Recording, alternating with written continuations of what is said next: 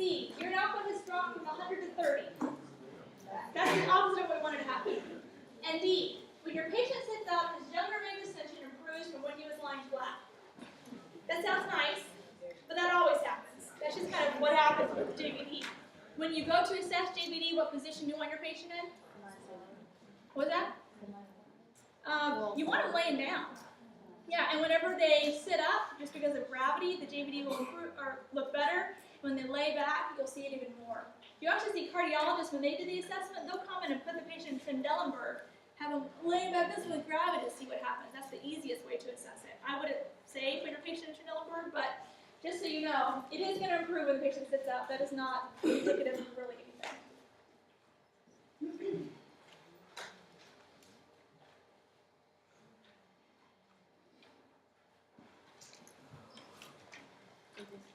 All right. This is my favorite part of the heart failure lecture. We're talking about all the stuff we can do to fix them that has to do with gadgets. All right. The first one we're going to talk about is a balloon pump. No? If I had clicked on the slide. Okay, good. Intra-aortic balloon pump for decompensated heart failure. All right, the balloon pump is always a temporary fix. We're not like, all right, well, now you got your balloon pump, you can go home, good luck with that thing.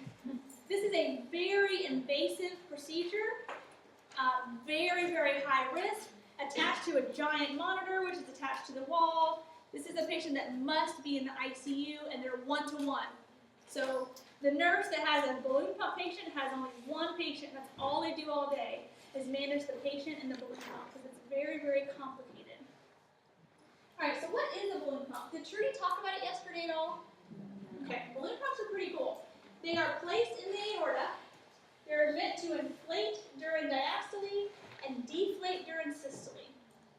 The reason being, and let me just give you a visual so you can understand how that works.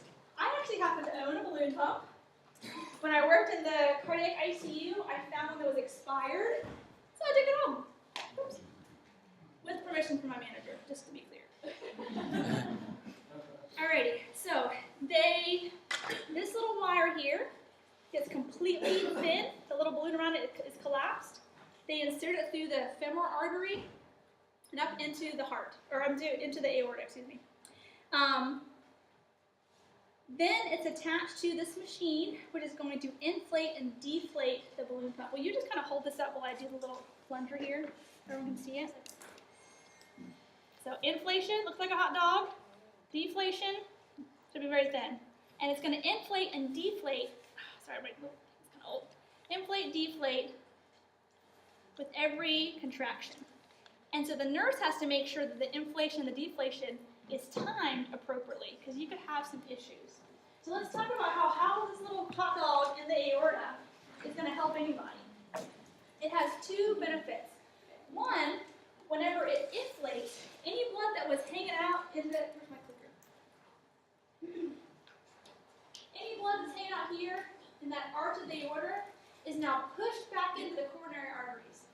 That's really helpful, because if you have low cardiac output, you often have issues oxygenating the heart. But if you can push a little extra blood into the coronary arteries, you'll get increased oxygenation of your heart. That's one benefit. Increased coronary perfusion. The other benefit, and the big one where we give it to heart failure patients, is whenever it deflates, it actually causes like a suction or vacuum effect. So instead of the blood having to push so hard against the afterload, well, now it's just being sucked out of the ventricles. Every time that deflation happens, the blood is sucked out. So the weak myocardium that was really having a hard time squeezing because they're in decompensated heart failure, well, now it can kind of take a break for a little bit because the balloon pump is helping to pull the blood out of the heart for it. Does that make sense? All right, so just to review, whenever the balloon pump inflates, what is it helping? Coronary perfusion. And whenever it deflates, what's it doing? Decreasing afterload. So balloon pump is your best afterload reduction possible on the market. But man, does it come with some risk. Let's talk about the risk of having a balloon pump in place. What would you guys guess would be a risk of having this giant thing in your blood vessel? Perforation. Perforation, yeah. It's kind of pointy. you could have some trauma inside the aorta. Yeah. How about this site right here? It's a big hole. Yep. You could get clotting, and you can also get bleeding. Both. I have seen 2 patients hemorrhage and die when the balloon pump was pulled out because they just could not pull up. It's a very, very serious risk. I also took care of a 26-year-old female that I bonded with really well. She had open heart surgery, couldn't wean off the bypass pump. They had to put her on a balloon pump post-operatively, and she started losing pulses in her foot. So initially good pulses, and then I noticed that this right side was getting weaker, weaker, weaker. And I was telling her, we got to pull the balloon pump and do something else because she's going to lose this foot. And they're like, well, lose the foot or lose her heart. And what are we gonna? What's the risk versus the benefits? She ended up losing her foot. She lost circulation in that leg and lost her foot. But she weaned off the pump and was discharged home. So you risk for circulation issues on the side where the balloon pump is. You risk for bleeding. The other risk is, what are these little vessels coming off the side of the aorta? What are those feeding? Those are your kidneys, right?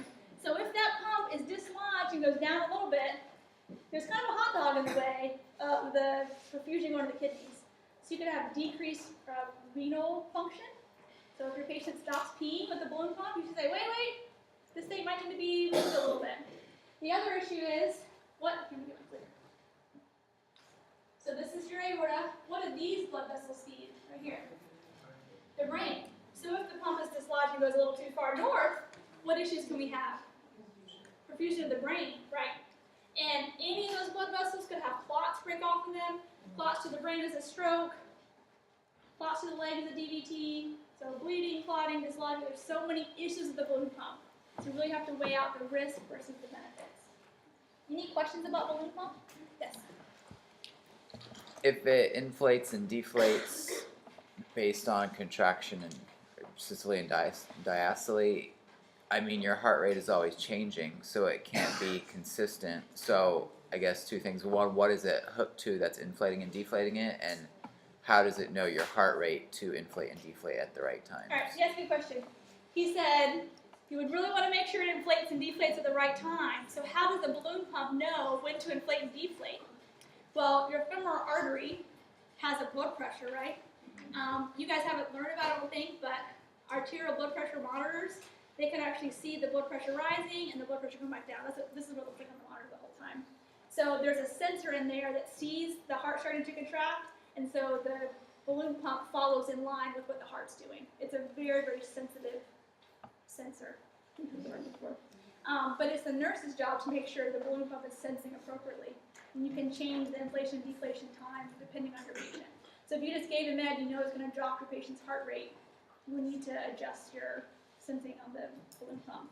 And if this system is going to increase their heart rate, move them around a little bit. You have to pay attention to that. It's a good question. Yes? Just tagging along to that one, what if they have like really low blood pressure? Would that affect the sensor being able to inflate and deflate? Her question was, if the blood pressure is very low, will that affect the sensor? If it's too low, like 30 systolic, yes. But even low blood pressures, you know, a blood pressure cuff might not be able to pick it up, but a sensor inside the artery is much more capable of picking up the low blood pressure, and accurate too. It's much more accurate. Any other questions? I saw another hand, I thought. Yes, in the back. She said, what's the duration of having one of these balloon pumps in? We like to get them out within 2 weeks. We like to get them out even faster than that. But 2 weeks is kind of, you have to ask, what else can we be doing right now with these patients?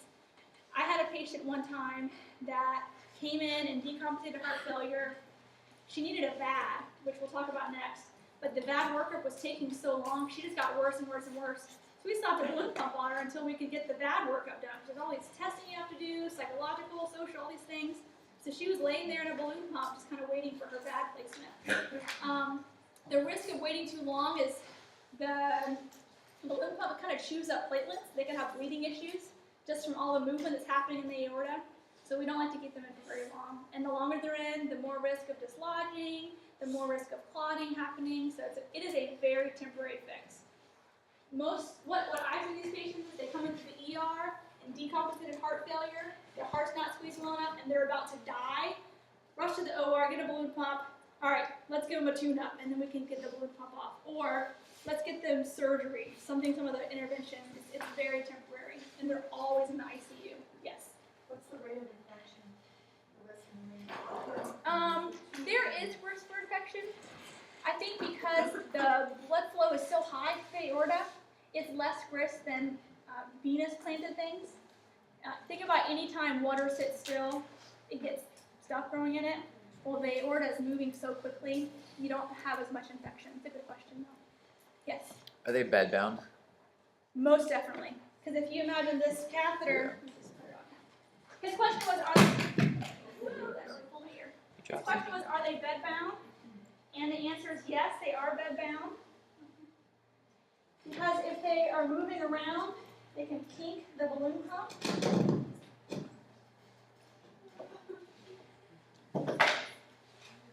So this is sitting in here like this.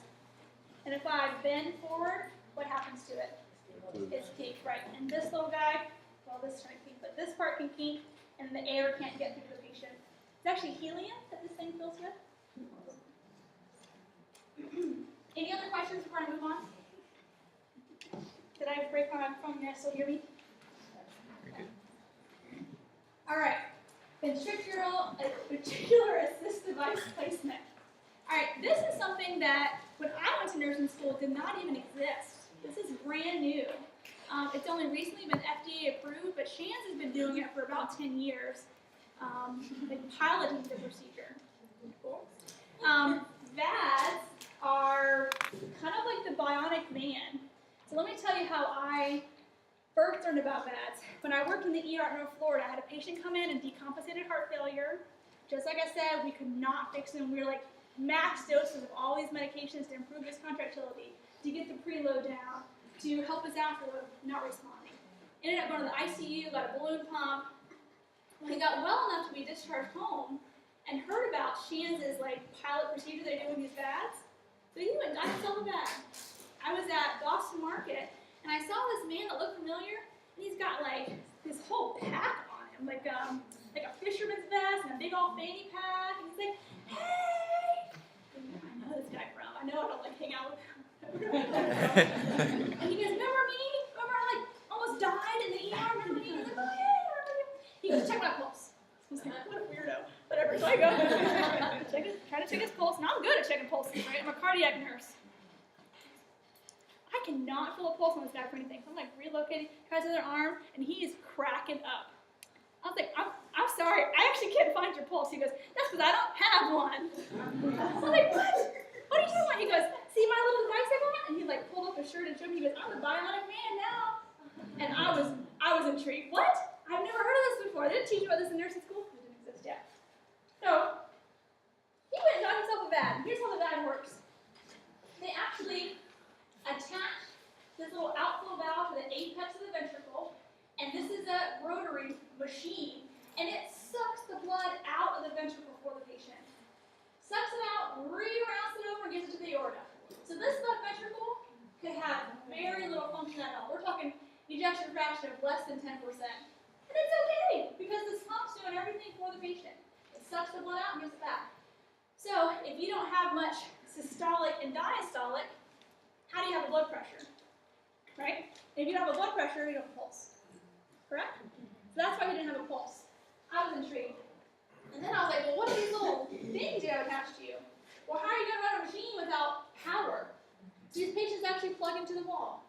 So they have, I'm not joking, this little outflow here. They route it out of their abdomen. It's like a sterile dressing here. A white cable. And they can either plug into battery packs, which they wear, like Ghostbusters, or plug into the wall, so like a little wall power version. Their battery packs last 12 to 14 hours, so they can go out throughout the day and function. When they get home at night, plug themselves into the wall, go to bed. So VADs are pretty awesome. Yeah. They give VADs.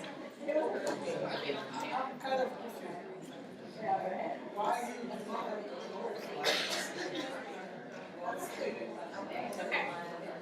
I have a question in the front. He said, why? Sorry, my ear, I broke it when I whenever I drop the hat. He said, why don't they have a pulse? What generates a pulse? Right, the contraction. And the systolic will give you, like if it's a higher systolic, you'll get a good strong pulse, right? But this patient doesn't really have a very good systolic. His heart's going. Can you see my fingers moving? You're not supposed to be able to see them very well. This is not squeezing very well. So if you don't have a good squeeze, there's not enough force to generate the pulse that you could feel. Their heart's still beating intrinsically, but the beat is not strong enough. So these patients, there's no blood pressure to take, and there's no pulse to feel at all. Yes?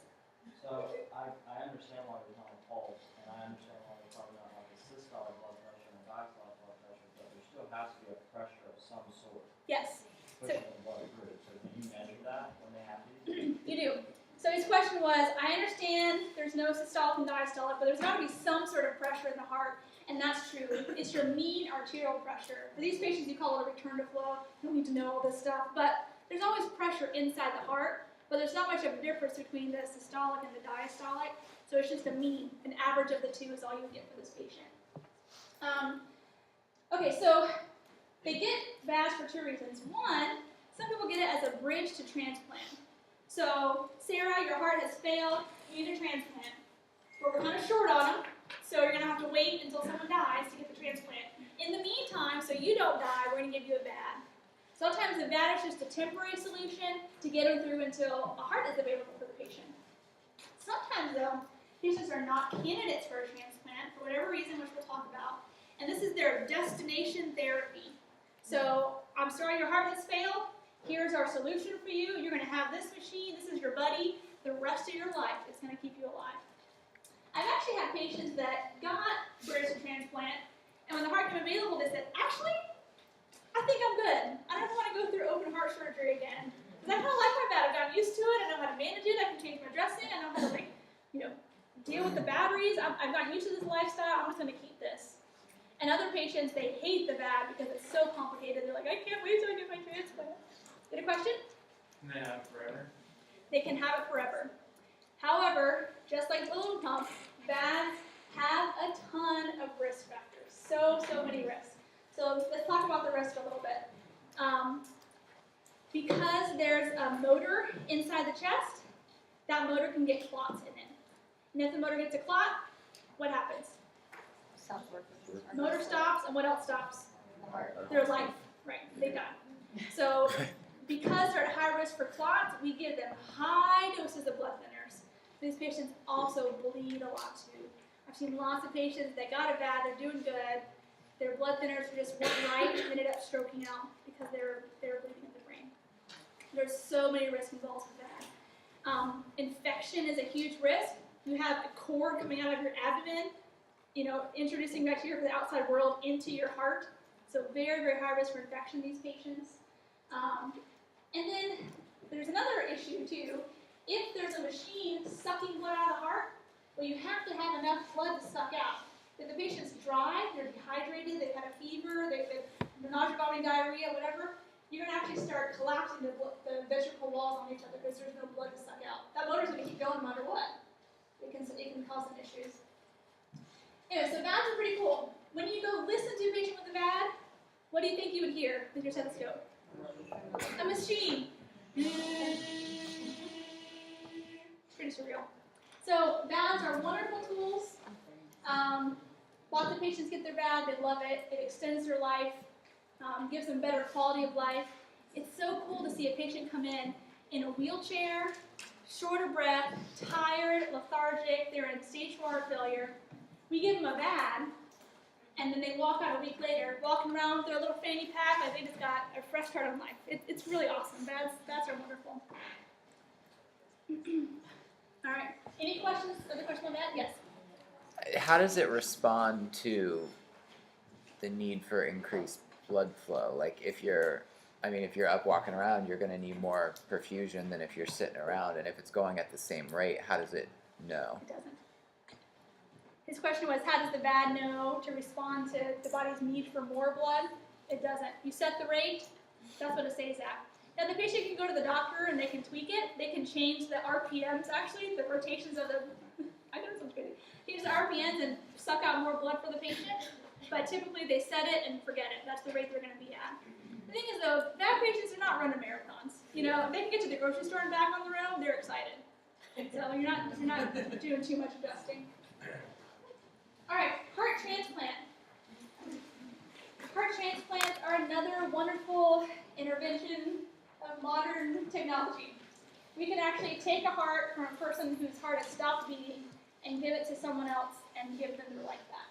So the surgery involves removing the recipient's heart, the big, baggy, overstretched, not squeezable heart, throw that thing away. And then they actually leave a little section of it and attach the new heart to it. You save the posterior right and left atrial walls and their venous connection. So the new heart looks a little funky. It's got like a little side growth coming off of it from the original heart. All right, we replace the heart. Here's the big one. These patients are started on anti-rejection meds, usually in the OR, because the body says, what is this in my chest? And it starts to attack it. Just like any transplant patient, they're on high doses of anti-rejection meds, immunosuppressants, so the body doesn't reject the heart. So if the body rejects the heart, you don't have a heart to squeeze right there. You kind of need that thing to, need your body and your heart to, the new heart to work together. All right, so this patient's at high risk for infection. They're considered a compromised host for the rest of their life. Are they on those meds forever too? Yes, he said, are they on the anti-rejection meds forever? The answer is yes. As long as they have a heart, they're on anti-rejection meds. All right, so the list. You guys have heard of like the transplant list of all the movies. All right, this is a real thing. They actually make a list, and patients are given a level 1A, level 1B, level 2A, 2B, depending on the severity of their heart failure. So what is their ejection fraction? How is their worker breathing? How do they do with exercise? How much medication are they in need of? Are they hospitalized or are they home? Are they a continuous infusion of milrinone or dobutamine? Are they able to walk around? So depending on how severe the heart failure is, they get placed on this list. And then when a heart comes available, they say, all right, who's 1A that matches this heart? You get it. Who's 1A? Oh, you don't match, you don't match, you don't match. Okay, I guess we'll give it to the 1B patient. So there's a list that's in place, and then depending on if you match the heart with your blood type and other enzymes, they would give the heart to that patient. I will tell you though, we do a lot of heart transplants on the weekends. What do you think that is? Because people are riding their motorcycles and being stupid and killing themselves, and then they are going to give the heart to someone who really needs it. All right, let's see here. So self-stable patients wait at home to receive the heart. They go have to be hospitalized somewhere in the hospital. And a lot of patients die waiting for a heart transplant. Some patients, you give them the offer of the bad, and they're like, ew, I don't know if I can manage all that. I mean, it's like frequent blood draws, carry a battery pack everywhere, a fanny pack attached to your dressing changes. No, I'll just wait for the heart. So the overall waiting period for transplant is very long. Patients die, like I said. The candidacy for a heart failure is determined by multiple people from the interdisciplinary team.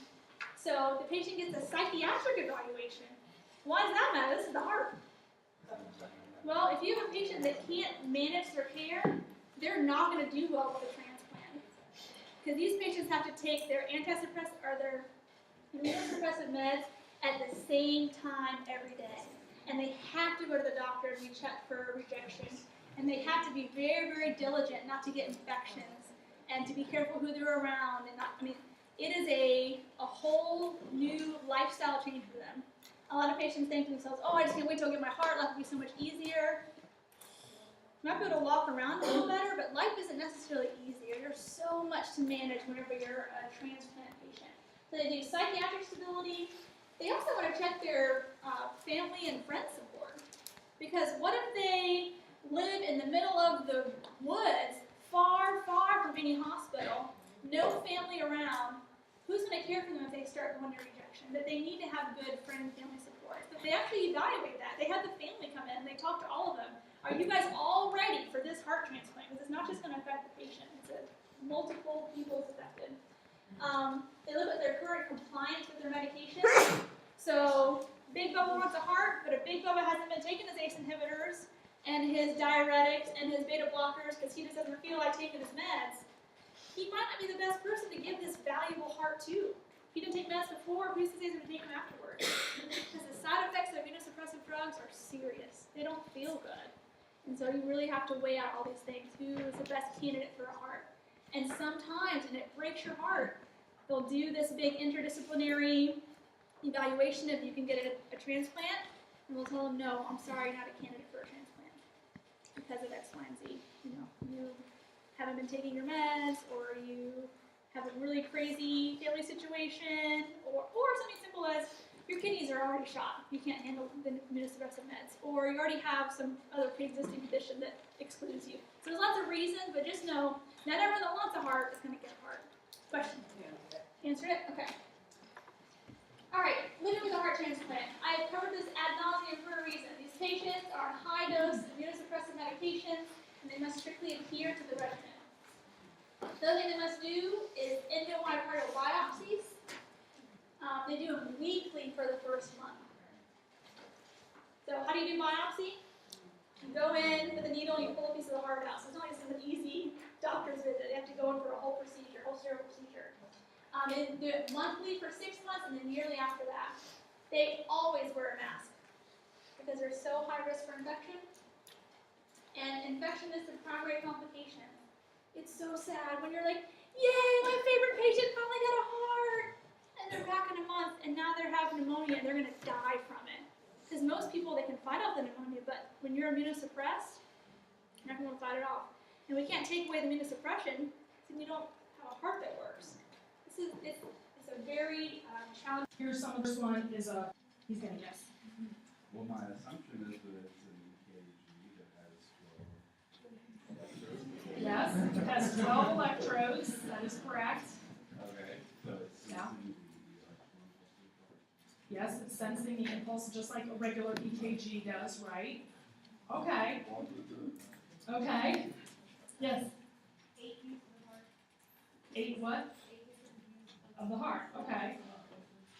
So, you guys have been in the produce department, I'm sure. And you know how in some of the produce departments they have the tomatoes that are all nicely prepackaged in the green styrofoam tray, and then they put the cellophane all around it? So you pick it up, and what do? You want to look for what? Bruising. So what do you do to it? You pick it up, first of all, you look at it from the top, right? And then you kind of pick it up and you look at it from the side.